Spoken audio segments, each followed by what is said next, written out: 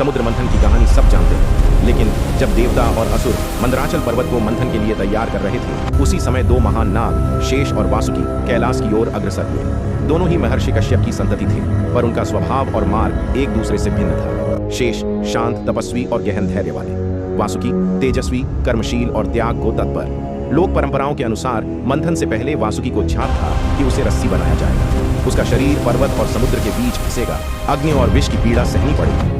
शेष ने उसे समझाया, यह मार्ग कष्टपूर्ण है, क्या तू जानबूझकर स्वयं को पीड़ा में डालेगा? वासुकी का उत्तर कथा नहीं, दर्शन था।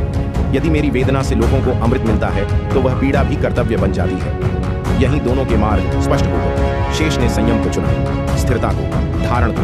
वह उस शक्ति का प्रतीक बना जो भार उठाती है पर स्वयं हिलती नहीं। वासुकी ने कर्म को चुना, गतिशीलता को, प्रवाह को। वह उस शक्ति का प्रतीक बना जो स्वयं जलकर भी दूसरों के लिए मार्ग बनाती है। शैव वैष्णव परंपराओं में यह भाव मिलता है कि शिव ने इन दोनों को अलग अलग भूमिका दी। वासुकी शिव के कंठ का आभूषण बने, स्मरण की विष भी धारण किया जा सकता है, और शेष आगे चलकर विष्णु के शयन बने। स्मरण की सृष्टि स्थिर आधार पर ही टिकती है। यह कथा बहुत कम ग्रंथों में संदर्भित है, पर इसके सूत्र पद्म पुराण, नाग परंपराओं और शैव वैष्णव लोक कथाओं में बिखरे हुए हैं। इसका सत्य ऐतिहासिक नहीं, दार्शनिक है। शक्ति के दो स्वरूप होते हैं, एक जो धारण करता है और एक जो प्रवाहित होता है।